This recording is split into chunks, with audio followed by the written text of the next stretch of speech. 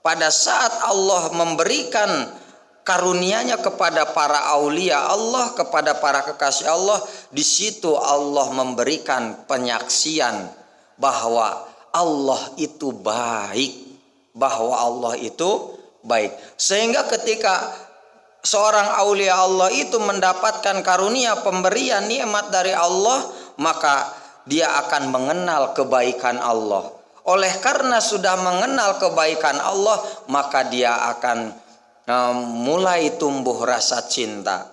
Karena cinta itu berawal dari kebaikan, kebaikan yang diperoleh.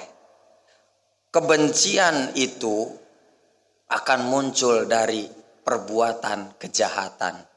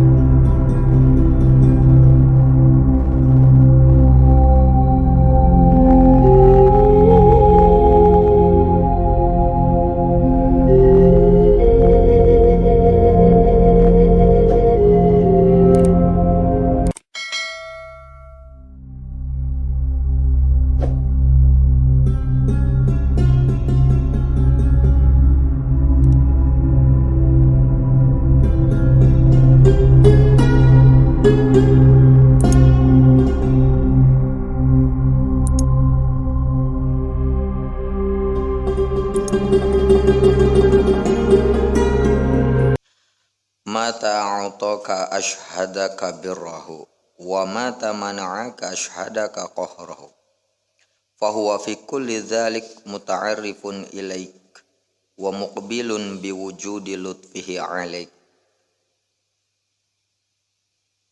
Pada saat Allah memberimu karunia, maka Allah senantiasa menyaksikan kebaikannya kepadamu. Dan pada saat Allah menahan keinginanmu, maka Allah senantiasa menunjukkan, menyaksikan akan sifat qaharnya Allah kepada dirimu. Fahuwa fi kulli dzalik muta'arifun ilaik. Allah itu di dalam, baik di dalam kondisi memberi atau menahan, itu senantiasa di dalamnya memperkenalkan kepada dirimu dan menunjukkan wa muqbilun biwujudi lutfi, dan selalu menghadapkan kepada dirimu itu dengan sifat kelembutannya Allah Subhanahu wa ta'ala. Sebenarnya di dalam keterangan ini biasanya terjadi kepada orang-orang yang senantiasa ma'rifat kepada Allah Subhanahu wa ta'ala, kepada kekasih-kekasihnya Allah Subhanahu wa ta'ala. Makanya di sini pun sarahnya ayuhal arif al-mutaiqad, wahai orang yang ma'rifat yang senantiasa hatinya itu selalu bangun. Nah seperti itu. Jadi seorang aulia Allah itu akan menyaksikan sifat baiknya Allah di saat dirinya itu mendapatkan karunia Allah. Jadi kata kuncinya itu adalah syahid, penyaksian. Menyaksikan itu bukan identik dengan penglihatan mata. Penyaksian yang dimaksud di dalam hal keterangan ini adalah penyaksian yang disaksikan oleh basiroh. Basiroh mata hati. Jadi kecap syahadat, kecap syahid itu bukan hanya sekedar disaksikan oleh mata, diendus oleh hidung, didengar oleh telinga, diucapkan oleh lisan, bukan hanya ke situ. Tapi penyaksian yang benar-benar disaksikan di dalam basiroh seseorang. Makanya ketika kita tahu sifat Allah itu memiliki sifat Al-Karim, sifat yang pemurah, yang istilahnya Allah itu kalau lihat orang, lihat hambanya itu nggak tegaan lihat hambanya itu. Jika pada saat hambanya sedang kondisi kesulitan, hambanya butuh bantuan, sekalipun hambanya itu seorang yang malas beribadah, dalam kenyataannya Allah itu Al-Karim, selalu memberi tanpa perhitungan, didasari karena sifat gak tegaan kepada hambanya. Kalau kita tahu bahwa Allah itu memiliki sifat Al-Karim, kenapa kita terkesannya gak mau dekat sama Allah? Jadi ilustrasinya ginilah, kalau kita punya teman, kita diperkenalkan dengan teman itu punya karakternya itu nggak tegaan sama kita. Tentu kita beruntung mendapatkan teman seperti itu, karena setiap kita kesulitan pasti kalau teman yang memiliki sifat nggak tegaan itu selalu identik dengan mudah sekali menolong. Dan itu secara spontan akan menjadikan kita itu selalu nyaman dengan teman kita. Selalu menjadikan karakter teman itu menjadikan kita itu selalu ingin selalu dekat. Karena teman itu seolah-olah menjadikan sebuah kalau orang Sunda mah bilangnya itu tangguhan, jadi pegangan, jadi andalan. Teman itu menjadikan andalan kita pada saat kita itu sedang dalam kondisi sedang terpuruk. Seolah-olah ya hal yang paling diingat ketika kita sedang terpuruk, ya biasanya orang yang paling pertama kali diminta bantuan adalah teman kita yang memiliki sifat gak tegaan itu. Karena kita memiliki keyakinan pasti teman kita pasti membantu, menolong kita.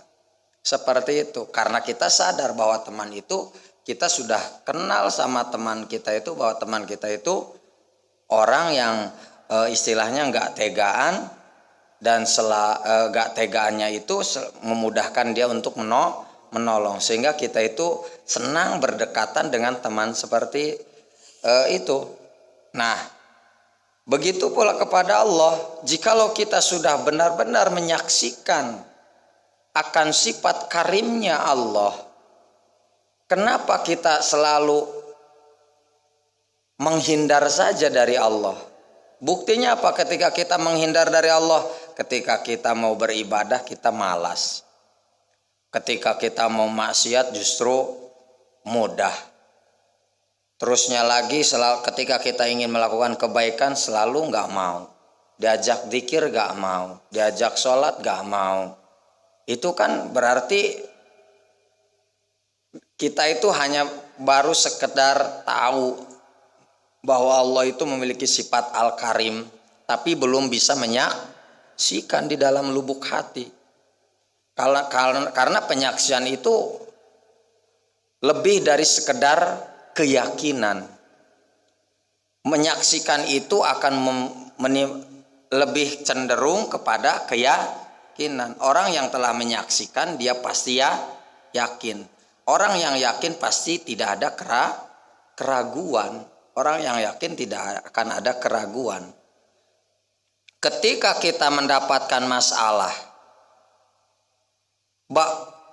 justru ketika kita mendapatkan masalah itu justru kita itu malah kebanyakan orang, ya kita mungkin ketika kita dihimpit masalah justru kita lebih mengandalkan, lebih percaya kepada usaha kita, lebih percaya kepada bantuan teman kita, lebih percaya bantuan orang tua kita, lebih percaya bantuan dari tetangga kita. Sementara kita lupa yang maha pemberi pertolongan itu adalah Allah. Buktinya ketika kita dihimpit masalah justru bukan segera lekas mendekatkan diri kepada Allah, memohon petunjuk dari Allah, tapi ketika mendapatkan masalah itu kebanyakan orang lebih cenderung langkah yang diambil pertama kali adalah meminta pandangan dari orang lain, dari makhluk, dari pekerjaannya, dari yang lainnya, itu diantaranya seperti itu. Nah, diantaranya jadi penyaksian itu seperti apa? Ya, sering saya bahas bahwa yang namanya menyaksikan itu ketika kita seperti ini. Ketika saya tanya bahwa ini apa? Air mineral, air minum. Coba rasanya apa? Tawar. Seperti apa tawar itu? Sulit dijelaskan. Tapi rasa air ini sudah ada di dalam hati dan pikiran kita. Sudah terbayang jikalau rasa air itu pasti seperti itu. Sekalipun sulit mengungkapkan, menjelaskan rasanya secara mendetail, tapi hati dan pikiran kita senantiasa sudah meyakini rasanya itu seperti itu. Cuma diri kita masing-masing yang mengetahui rasanya. Sekalipun kita dalam kondisi sekarang ini belum meminum air yang saya pegang. Air yang saya pegang belum sempat diminum, tapi sudah bisa membayangkan bagaimana rasanya. Nah, itu yang dikatakan musyahadah. Musyahadah, menyaksikan. Berarti sudah menyaksikan di dalam lubuk hati. Sudah bisa menyaksikan dalam lubuk hati. Makanya karena perlu diketahui, penyaksian itu bukan datang dari kita, tapi itu karunia dari Allah. Sehebat apapun untuk seseorang berikhtiar, berusaha untuk mendapatkan ilmu musyahadah, jikalau Allah tidak berikan, itu mustahil bisa tercapai, sulit tercapai. Karena ilmu musyahadah itu adalah Allah yang memberikannya. Makanya di sini mata'atoka ashhadaka birrahu. Pada saat Allah memberikan karunia-Nya kepada para aulia Allah, kepada para kekasih Allah, di situ Allah memberikan penyaksian bahwa Allah itu baik, Sehingga ketika seorang aulia Allah itu mendapatkan karunia, pemberian nikmat dari Allah, maka dia akan mengenal kebaikan Allah. Oleh karena sudah mengenal kebaikan Allah, maka dia akan mulai tumbuh rasa cinta. Karena cinta itu berawal dari kebaikan yang diperoleh. Kebencian itu akan muncul dari perbuatan kejahatan. Makanya ada kejahatan pasti ada kebencian. Ada kebaikan pasti di situ ada cinta. Cinta itu bibitnya awalnya dia menyaksikan kebaikan orang yang dicintainya. Seperti itu. Orang yang ketika kita mengenal sesuatu, oh itu baik, dia baik, banyak memiliki nilai positifnya, maka otomatis mulailah timbul benih-benih cinta. Tapi ketika kita melihat seseorang, dia itu memiliki karakter, attitude atau etikanya, sopan santunnya jelek, maka di situ mulai timbul perasaan benci. Begitu pula ketika seorang hamba kepada Allah, mulai cintanya kapan? Pada saat dia bisa menyaksikan kebaikan Allah. Bukan dari lisan, tapi benar-benar dari lubuk hati, bukan dari lisannya. Nah, seperti itu diantaranya. Nah, dan begitu pula ketika Allah itu ada dua cara ketika memperkenalkan sifat baiknya. Bisa saja Allah itu memperkenalkan kepada aulia Allah itu sifat baik, bisa memperkenalkan datnya itu dengan sifat koharnya, memaksa. Makanya ketika Allah memperlihatkan, mempersaksikan zatnya bahwa dirinya itu baik, maka hamba yang diizinkan untuk menyaksikan kebaikan Allah, maka secara spontan dia akan mulai merasakan rasa cinta kepada Allah. Ya Allah, saya itu dirasa amalan itu minim sekali. Terus kebanyakan yang saya perbuat adalah kemaksiatan. Tapi kenapa engkau selalu memberikanku nikmat? Akhirnya kepikiran. Mulai langsung masuk ke dalam lubuk hati di situ. Mulailah spontanitas, mulai ada rasa kecintaan kepada Allah. Karena apa baiknya Allah. Dan kedua, pada saat Allah tidak memenuhi keinginan seorang aulia Allah, tidak memenuhi hajat seorang aulia Allah, ada kalanya Allah sedang memperlihatkan sifat koharnya Allah. Ada kalanya Allah sedang memperlihatkan sifat koharnya Allah. Sifat koharnya apa itu? Sifat memaksa Allah.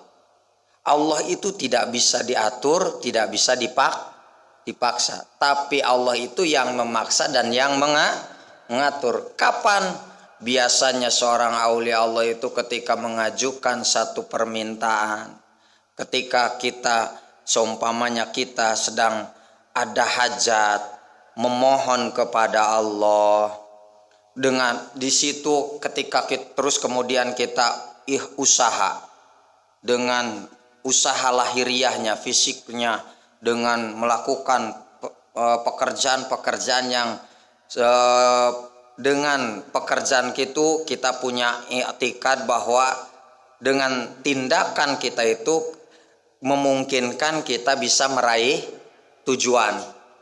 Nah, di situ ketika kita melakukan doa, kita melakukan ikhtiar, akan tetapi tujuan dan keinginan kita itu belum juga terlaksana, di situ mulai Allah memperkenalkan kepada hambanya bahwa ingat, doamu itu tidak akan bisa mengancam diriku.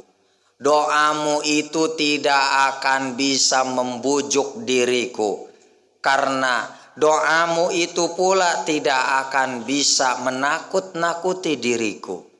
Karena ketika kau terlaksana hajatmu, perlu kau ketahui, itu bukan karena doamu, bukan karena amalanmu, bukan karena kebaikanmu, tapi aku memberi hajatmu itu dikarenakan aku ini sangat maha pemurah, ma'al karim, maha penyayang, dan aku ini tidak bisa dibujuk dengan apapun.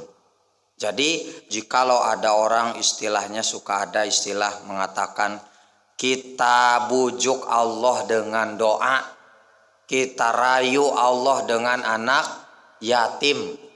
Allah tidak bisa dirayu. Karena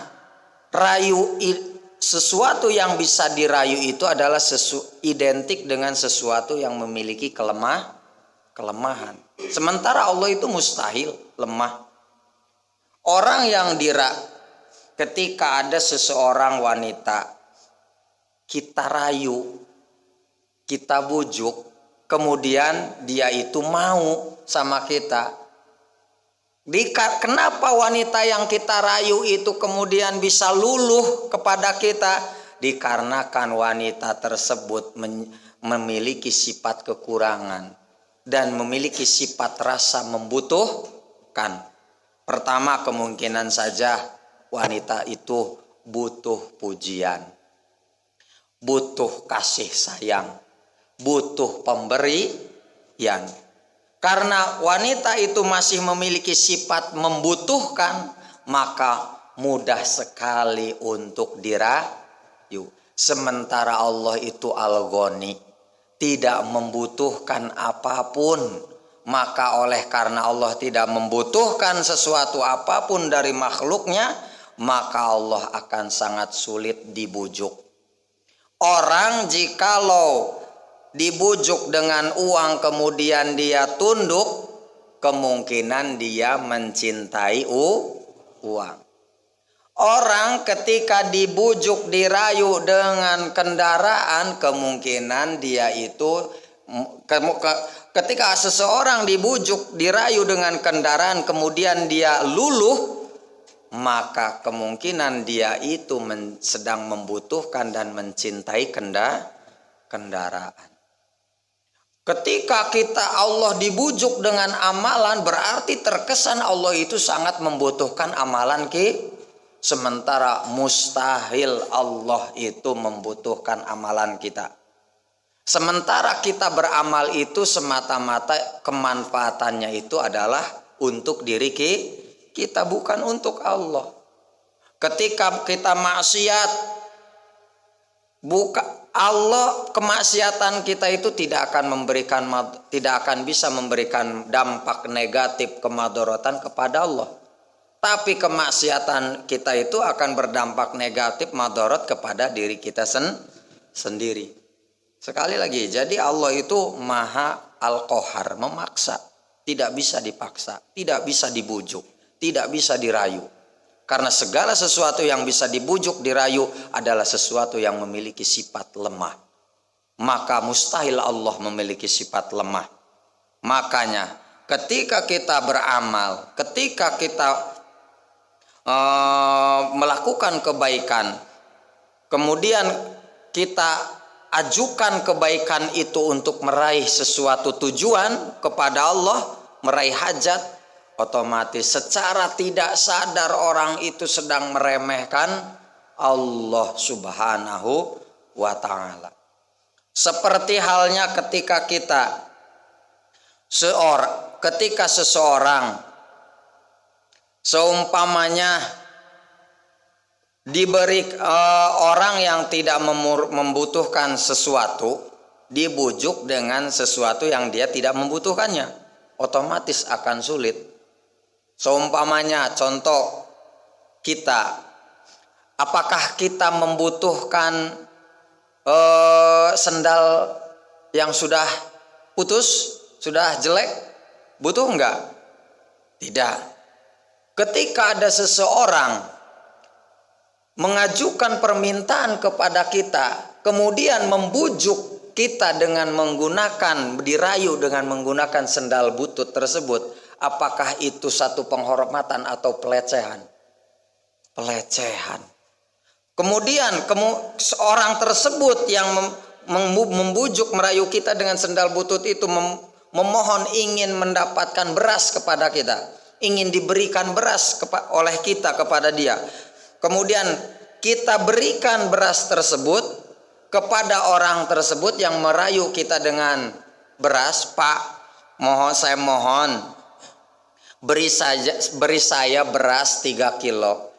Nih saya kasih sendal ini, sendal yang sudah jelek. Terus kemudian kita kasih beras. Kita kasih beras tersebut, kemudian orang tersebut punya keyakinan bahwa beras yang dia peroleh, yang diberikan oleh kita, seolah-olah dia itu karena dibujuk oleh sendal. Terlalu melecehkan itu. Padahal kita memberi beras kepada orang tersebut semata-mata kita itu kasihan. Nah, jangan menganggap bahwa kita itu membutuhkan sendal yang butuh tersebut. Begitu pula ketika kita ada hajat, ingin dilancarkan usaha seumpamanya, kemudian kita melakukan sodakoh, kemudian kita melakukan sodakoh dengan tujuan bahwa kita itu ingin membujuk Allah supaya Allah mengabulkan hajatnya, yaitu ingin dilancarkan usaha. Maka tindakan yang demikian itu adalah secara tidak disadari adalah sedang melecehkan Allah. Seolah-olah Allah itu butuh uang. Makanya oleh karena itu ketika kita melakukan kebaikan, ya lakukan saja kebaikan tanpa diembel-embeli dengan sesuatu keinginan. Cukuplah keinginan kita diutarakan kepada Allah itu ingin kita itu diridhoi, dijadikan ahli taat. Ya Allah, jadikan saya ini golongan orang-orang yang ahli taubat. Ya Allah, jadikanlah kami ini orang-orang yang disibukkan untuk mengabdikan diri kepadamu ya Allah. Ya Allah, jadikan hambamu ini menjadi hamba yang dimaafkan olehmu ya Allah dari segala dosa-dosanya. Itulah sebaik-baiknya doa seorang hamba kepada Allah. Itulah sebaik-baiknya permohonan pengajuan yang diajukan seorang hamba kepada Allah Subhanahu wa ta'ala. Nah, seperti itu.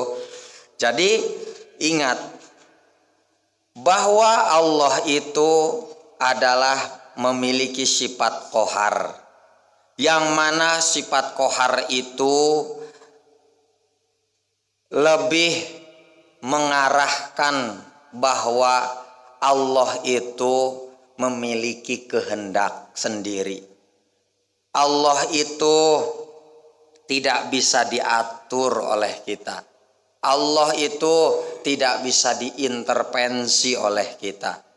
Nah, oleh karena itu, maka ketika kita memiliki hajat kebutuhan, cukuplah Allah sudah mengetahui hajat kita yang dibutuhkan. Maka Allah pun tidak akan pernah tinggal diam untuk memenuhi hajat-hajat kita yang senantiasa akan menyelamatkan diri kita. Karena hajat yang menyelamatkan diri kita itu bukan hajat yang diinginkan oleh kita, tapi hajat yang sekiranya menurut pandangan Allah itu dibutuhkan oleh kita, bukan menurut pandangan kita. Karena belum tentu apa yang kita anggap itu dibutuhkan oleh kita, belum tentu itu menurut Allah itu dibutuhkan oleh kita. Seperti ketika orang memiliki mobil, mungkin bagi kita, pikiran kita itu sudah waktunya dibutuhkan. Mungkin bagi Allah itu, menurut pandangan Allah itu belum waktunya kita membutuhkan mobil. Bisa jadi seperti itu kejadiannya. Nah, para aulia Allah itu seperti itu.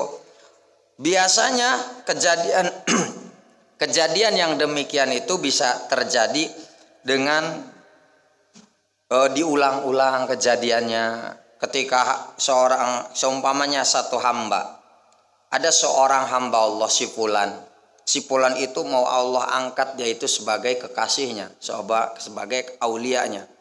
Si Fulan itu pikirannya masih kolot, masih jahiliyah. Ya, jahiliyahnya itu dalam artian dia itu berpikir bahwa segala sesuatu ditentukan oleh diri kita. Segala sesuatu itu bahwa ditentukan oleh usaha kita. Segala sesuatu itu ditentukan oleh doa kita. Seolah-olah segala sesuatu itu ditentukan oleh amal kita.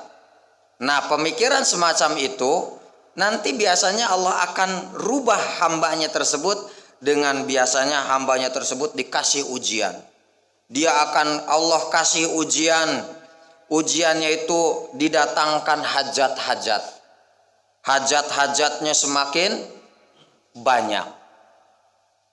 Ada kalanya ketika dia tidak, seumpamanya dia itu membutuhkan hajatnya ingin memiliki mobil, atau dirinya tidak memiliki mobil tapi ada orang lain minta doa supaya bisa kebeli mobil. Jadi akhirnya semakin numpuk hajatnya, sehingga dia itu berusaha sebisa mungkin melakukan ikhtiar usaha untuk meraih tujuan. Dia coba langkah yang A, ternyata tidak berhasil. Dia coba lagi langkah yang B, tidak berhasil. Yang C tidak berhasil, yang D tidak berhasil. Sampai akhirnya dia itu tidak buntu, usaha apa lagi yang saya harus lakukan. Sehingga datang lagi orang meminta bantuan doa, meminta bantuan supaya dikabulkan. Ternyata dia tidak kabulkan. Ternyata Allah tidak kabulkan doanya. Sehingga sudah bersekian ikhtiar amalan yang diamalkan, sehingga biasanya dia lakukan puasa tak henti-hentinya, ternyata tidak dikabulkan. Dia melakukan amalan zikir semalam suntuk, ternyata Allah tidak kabulkan. Dia melakukan sodakoh, penasaran, coba saya kasih sodakoh kepada anak yatim, ternyata tidak juga Allah kabulkan.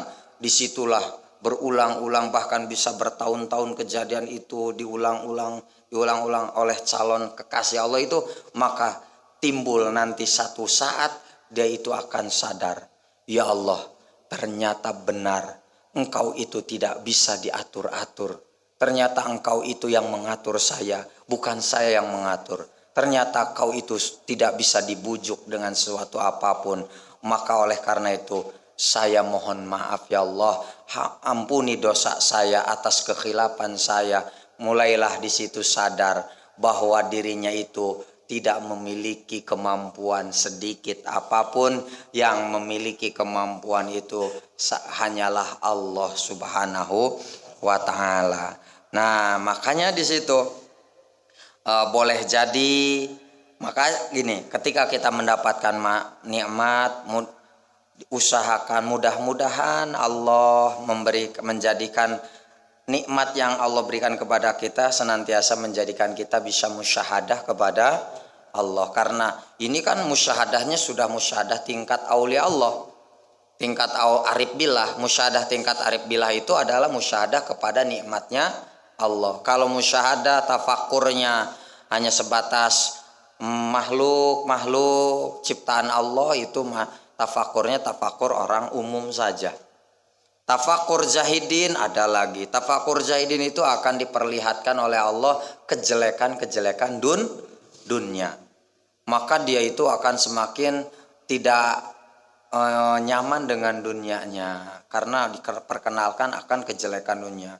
Nanti tafakur lagi para abidin, lain lagi. Tafakurnya abidin itu tafakurnya diperkenalkan dengan pahala, diperkenalkan dengan siksa, sehingga dia semakin giat melakukan amalan kebaikan dan senantiasa menjauhi amalan kejelekan, maksiat dia jauhi. Nah, level tertinggi itu levelnya arif bila, orang-orang yang ma'rifat kepada Allah. Tafakurnya itu tafakur bini'mah, yaitu tafakurnya akan kepada nikmat-nikmat Allah. Nah, ini langkahnya. Allah yang memberikan musyahadah itu kepada kita, bukan kita. Itu makanya ketika Allah sudah bukakan, ya otomatis kita bisa menyaksikan betapa indahnya kebaikan Allah. Karena gini, ketika seseorang wanita dia itu pakai cadar yang terlihat cuma matanya, oleh karena yang terlihat cuma matanya, maka orang lain tidak akan tahu kecantikan si wanita tersebut. Dan yang bisa membukakan cadar hijab tersebut cuma siapa? Si wanita tersebut. Kapan si wanita itu akan membukakan cadarnya? Yaitu hanya kepada lelaki atau orang-orang yang dianggap dia itu sudah menjadi kekasih atau suaminya atau orang-orang terdekatnya, maka dia itu akan membukakan cadarnya sehingga dia bisa sehingga suaminya itu bisa melihat kecantikannya, dan tidak bisa dibukakan oleh orang lain tanpa izin dirinya sendiri. Ya tidak akan memiliki daya tarik. Nah, ketika dibukakan baru di situ putihnya kulit bisa terlihat, itu mata istilahnya bibir merahnya bisa terlihat, hidung mancungnya akan terlihat, dagu yang indahnya akan terlihat. Disitulah mulai kelebihan kecantikan yang kita saksikan akan menjadikan kita mulai tertarik kepada si wanita tersebut. Nah, seperti itu. Ketika hijab itu tidak Allah bukakan untuk kita, ya kita tidak akan bisa menyaksikan keindahan-keindahan Allah. Ya tadi, seorang wanita pun dia akan membukakan hijabnya, cadarnya itu ya hanya kepada orang-orang tertentu yang dia kehendaki saja. Itu yang dia kehendaki saja, seperti kepada suaminya, seperti kepada anaknya, seperti kepada orang tuanya. Selain yang dia kehendaki, dia akan tutup. Seperti itu. Allah pun seperti itu. Kepada siapa yang dia kehendaki, maka Allah akan singkap hijab tersebut, sehingga hamba yang disingkapkan hijabnya sehingga bisa melihat kebaikan Allah, bisa melihat sifat qaharnya Allah, disitulah mulai timbul rasa-rasa cinta kepada Allah Subhanahu wa ta'ala. Nah, itu diantaranya. Mudah-mudahan kita bisa dibukakan hijab oleh Allah Subhanahu wa ta'ala, sehingga kita bisa menyaksikan akan sifat-sifat baiknya, asmaul husnanya Allah Subhanahu wa ta'ala, sehingga dari kita menyaksikan sifat-sifatnya kebaikan Allah menjadikan kita semakin kagum dan cinta kepada Allah. Dan ketika kita bisa menyaksikan sifat qahar, sifat jalalnya, sifat kegagahannya Allah, keagungannya Allah, senantiasa akan menjadikan kita semakin takut kepada Allah Subhanahu wa ta'ala. Itu saja yang bisa saya sampaikan, mudah-mudahan manfaat.